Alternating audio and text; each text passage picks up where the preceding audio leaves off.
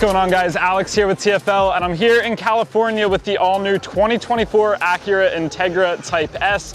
We've been waiting for this car for a long time. It's been highly anticipated, and we're gonna get it out on the road, see what it's all about today. Let's jump right into the driver's seat, see what it's all about.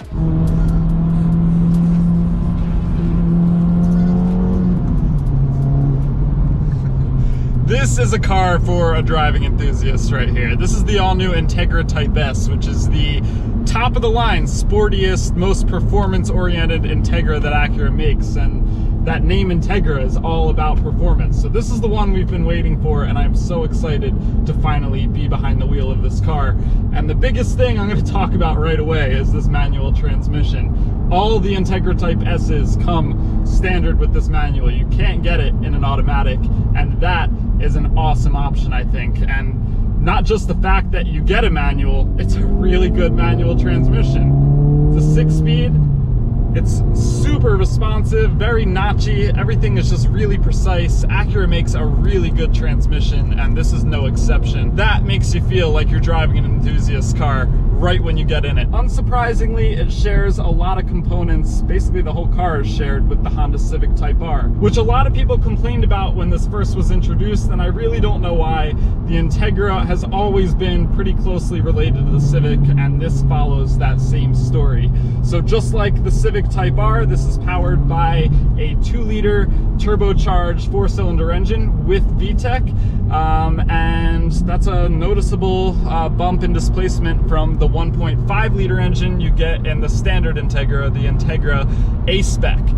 In this, it makes 320 horsepower, which is a big bump up from the standard Integra, which makes 200 horsepower, and it's also a little tiny bump from the Civic Type R. The Civic Type R makes 315 horsepower, so you get a 5 horsepower bump by going with the Acura version of this car, which I'm in now. As far as torque goes, it's exactly the same between this Integra Type S and the Civic Type R at 310 foot-pounds, which again is a pretty noticeable bump from the standard version of the car at 192 foot-pounds. So bigger engine, a lot more powerful, and so far it's been really fun to drive on this road. Hey folks, today's video is brought to you by salvagereseller.com.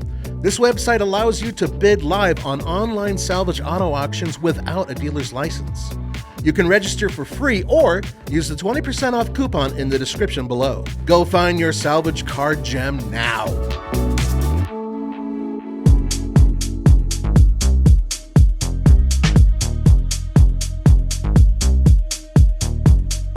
All right, let's walk around this new Integra Type S and point out some of the differences that you're gonna get on the Type S versus the standard Integra. And we'll start up front.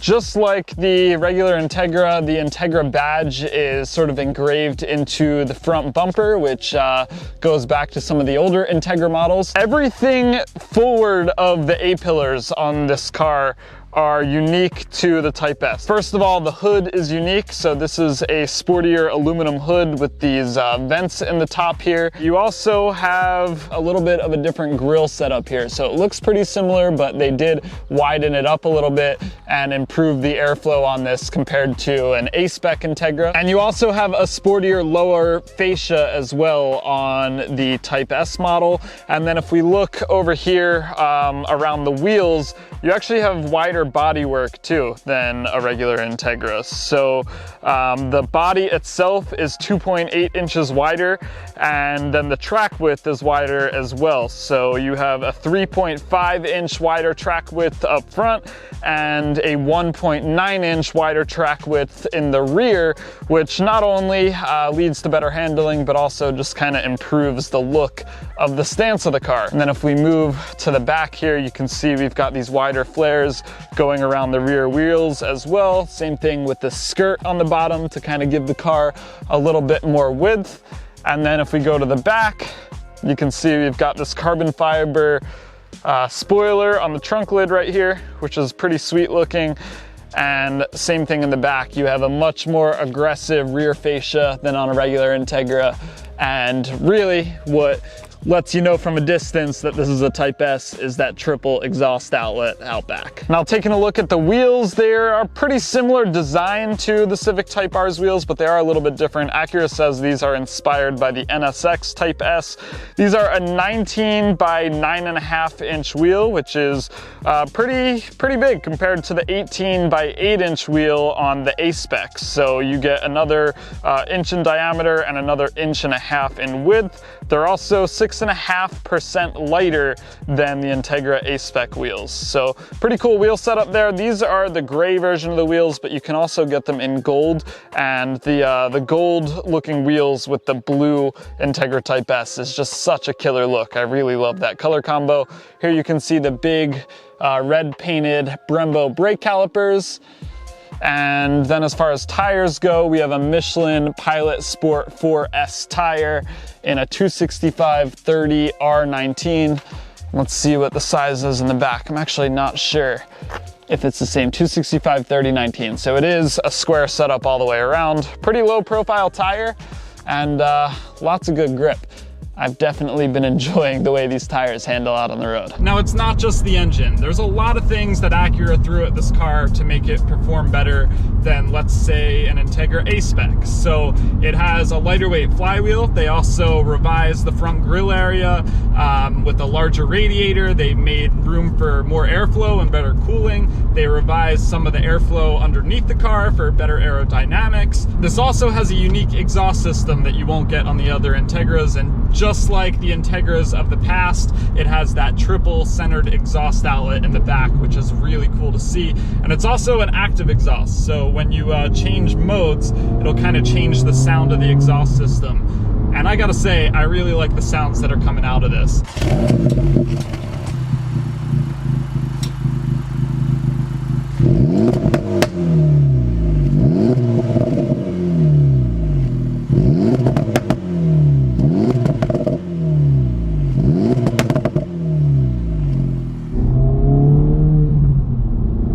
It's definitely loud, but not too aggressive and in your face. It has a really nice kind of deep, low rumble to it when you're just cruising around town at low RPMs, but then you get into VTEC and it really starts to scream. There's also just a little bit of turbo noise you can hear. Even with the windows up, if you've got the music off, you can definitely hear a little bit of like blow-off noise from under the hood, and you can really hear it when the window's down. All you hear is wind noise if I try and show you that, but definitely some cool turbo noises coming out of this. This also has a limited slip diff, which is really great for kind of hooking around corners. It'll drive power to the outside wheel, pushing you through the corner. I've felt that kick in a couple times already, and I haven't been driving this that long, so that works really well. There's also an adaptive damper system, so as I switch through the different drive modes, which are Comfort, Sport, Sport Plus, and then a customizable individual mode, it changes a bunch of different things, including the steering and the power delivery, but also the suspension, the damping and the suspension. So you get a smoother ride as you go to Comfort, and there is a pretty noticeable difference in the different drive modes. Maybe not as much in the suspension, but definitely in the steering weight changes a lot, and also in just how power is delivered. You get into it in sport mode, it moves, but then you switch into Sport Plus, and turn right. VTEC definitely kicks in harder. So I like the separation in different drive modes. There's a lot of cars where all the modes seem to kind of blend together, and this isn't one of them. All right, let's jump into the interior of this Integra Type S and take a look at what we get, because it is a pretty special interior in here. And the first thing you're gonna notice are these seats. They have a pretty good amount of bolstering. I don't think they're overdone though. They're definitely not hard to get in and out of. And then you've got a nice combination of red leather and then this black ultra suede with these red perforations. So a lot of detail in the seats, and they look really good. You also have a little bit of Type S branding up here on the headrests. And then if we hop in, you can see a little more detail on the floor mats with some Type S badging to match the badging on the outside of the car. And same thing on the steering wheel. We've got a little Type S badge down here, perforated leather steering wheel, which is a nice upgrade, and red stitching, red accent stitching as well. So the whole interior, got a lot of red going on, as you would expect from a Type S Acura. You also have this shift knob here, which Tommy commented on when he drove the standard Integra. It is a really tiny shift knob. There's not much to grab onto here, but I definitely really like the design of the shifter, the weight of it, the feel of it. Everything is pretty awesome. This is my favorite part of this car right here. And yeah, the shifter has a nice design to it. You've got this ultra suede shift boot with the red stitching to match your seat, which is pretty nice, and a little bit of Type S branding around it. Let's give our push button start a go here. And here you can see the 10.2-inch full digital cluster right there, and then you have a 9-inch touchscreen. And I am so glad to see this in this car. I've spent a lot of time actually in an older Acura RDX. I think it's like a 2019 with the touchpad down here. That's the car my mom drives. So I've spent a lot of time in that, and I could never get used to that system. So I'm glad to see a very similar system to the new Hondas as well, where we have a touchscreen and no crazy controller down here. So really easy to use, definitely a pretty simple system. I wish the Honda system, every time I start using it and get into it, I do wish it was a little more colorful. It's just pretty black and white, but it is responsive, and I love the anti-glare coating they have on here. So it really doesn't pick up any fingerprints, and it always looks really good. So you've got that there. Next to our transmission selector, we have our dynamic mode. So that will change between Sport Plus, which is where I've been hanging out most of the day, Sport, and then Comfort. And then you also have your individual button right here. So that's your customizable mode. You can hold the individual button and then set everything up how you want it. So you have different settings for engine, steering, suspension, and your gauge cluster right in front of the driver. You've got a wireless phone charger down here, a couple USB-C ports. You have a USB-A and a USB-C, as well as your 12-volt socket right there. Everything is super simple and easy to use. I really like this Honda Acura layout they've been going with recently, with these big chunky knobs, automatic climate control, buttons for your heated seat. Everything feels really solid, and yeah, everything just feels premium and well put together. So I'm a big fan of this interior layout. I know some people will say it's too similar to what you get in the Honda, which may be true for some people. There's not a whole lot of difference.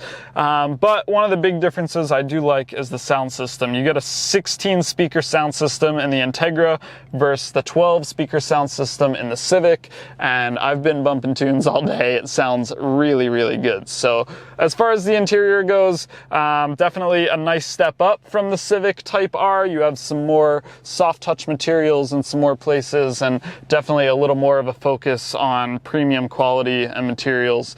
But you are going to see obviously some similarities with the honeycomb and everything and these knobs, and that might be a little bit of a disappointment to some people. You also get a heads-up display right in front of the driver, and as you would expect from Acura, a huge suite of driver assistance and safety features. Now jumping into the back seat here, I am 5'10" and I am sitting behind my adjusted driver's seat, and I have a pretty good amount of legroom. So no real complaints there. Pretty good amount of headroom too. Let me flip this around here and I can show you.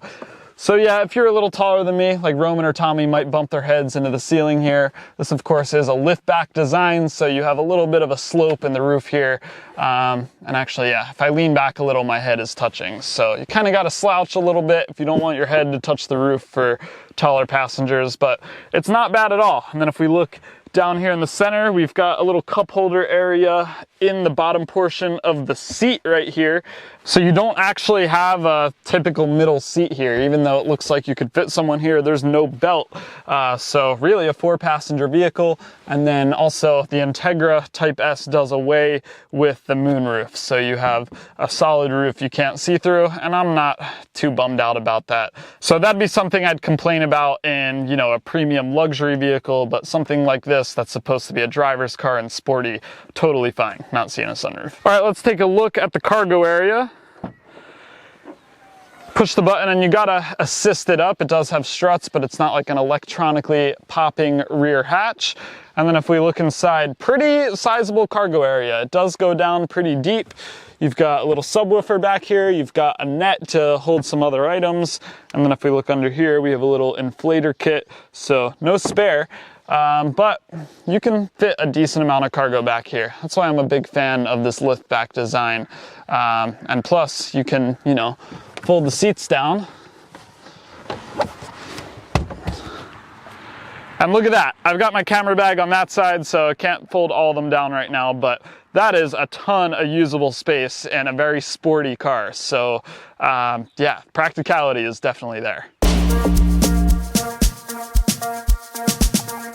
Earlier in this video, I mentioned that there's only a 5 horsepower difference between this Integra Type S and the Honda Civic Type R, and that is true, but the difference in horsepower doesn't tell the full story when it comes to how these cars handle on the road. Acura threw a lot at this car to differentiate the handling and make it drive differently than the Honda sibling. So the first thing I noticed when I got into it was the seats. These are still pretty sporty, heavily bolstered seats, but they are nowhere near as crazy as the Civic Type R. I personally love the seats in the Civic Type R, but I'm a really skinny dude. A lot of guys in our office really don't like those seats, and I understand why. These are a lot easier to get in and out of. They don't hug you nearly as tight. They still have good bolstering to kind of keep you in place around corners. And they're still decently stiff. They're not like a super plush, luxurious seat. They definitely still feel sporty. They're just not as crazy as the Civic Type R, which I think is a good thing for this being an Acura. There's also a pretty big difference in the drive modes. So both the Honda version and the Acura version, the Integra and the Civic, have 3 drive modes. 4 if you count the individual custom one, but Comfort, Sport, and Sport Plus. But they're tuned differently depending on the car you're driving. So all the drive modes in the Integra are a little bit tamed down and a little more comfortable than the same drive modes would be in the Civic. So for example, the Sport Plus mode, the most aggressive sport mode in this car, is about equivalent to the sport mode, the regular sport mode in the Civic Type R. And then the comfort mode in this is a lot more plush and a lot more comfortable than any of the modes in the Civic. So everything's just a little smoother, a little more comfortable, not quite as crazy in this car. Still though, you're never gonna forget that you're in the performance version of the Integra, even if you're in comfort mode, and even being more comfortable than the Civic. Shift down a couple times, that exhaust starts to scream, and you're reminded pretty quickly what you're driving. Also, one thing I forgot to mention when I opened up this video talking about the transmission is the auto rev match. So you just push the clutch in, downshift your gear, and it rev matches for you, which I know a lot of cars are doing these days, but I think that's just such a cool feature.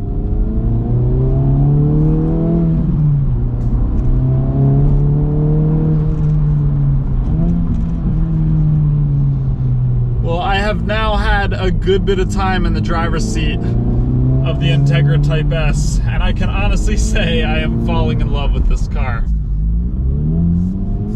It sounds excellent too. Like I said at the start of this video, this manual transmission is just excellent. It is so good. I haven't once this entire drive missed a shift or wondered what gear I was going into. The throws are nice and short. It's super notchy. It doesn't feel cheap and like rattly though. It's super solid. I love this transmission, and props to Acura for making the manual the only option in the Integra Type S. That's the way to do it. When Tommy went on the launch of the standard Integra, they told him that even in that version of the car, about 60% of customers were ordering it with the manual transmission. And that number is a little mind-blowing. I didn't think there was any way in 2023 that most car buyers for a specific model would opt for the manual, but just goes to show how much, you know, legacy there is around the Integra name. And yeah, I mean, it's calling a crowd of car enthusiasts to come buy that car. There's the pops and bangs. Kind of let it hang about 5,000 RPM, just let it kind of die down, the exhaust starts to sound really good. I would maybe be a customer for one of these if I didn't live in Colorado, and that's one of the downsides with this car. And one of the comments I keep seeing come up time and time again every time we talk about the new Integra is that a lot of you guys say maybe Acura missed the boat. They should have put the super handling all-wheel drive from some of their other cars into the Integra Type S. And I don't know, I could go either way. Sometimes I agree. Me being, you know, someone who lives in Colorado and deals with snow half the year, yes, all-wheel drive is sort of a necessity for me. But there are plenty of people who don't need all-wheel drive or could get away with front-wheel drive, you know, just putting it on snow tires or something like that. Me personally, like I said, I prefer all-wheel drive, but I don't know that Acura really missed the boat by not putting all-wheel drive into this car. The Integra is supposed to be a front-wheel drive car, so yes, while they do have this great super advanced all-wheel drive system that would really help differentiate this Integra Type S from the Civic Type R, they didn't decide to go that route, and I don't think it's the end of the world. Just limits, you know, where you might want to own this car. For me, that's Colorado. What I can promise you is I'm going to be very sad to hand Acura the keys back to this Integra at the end of the day. I do a lot of these drive programs for work.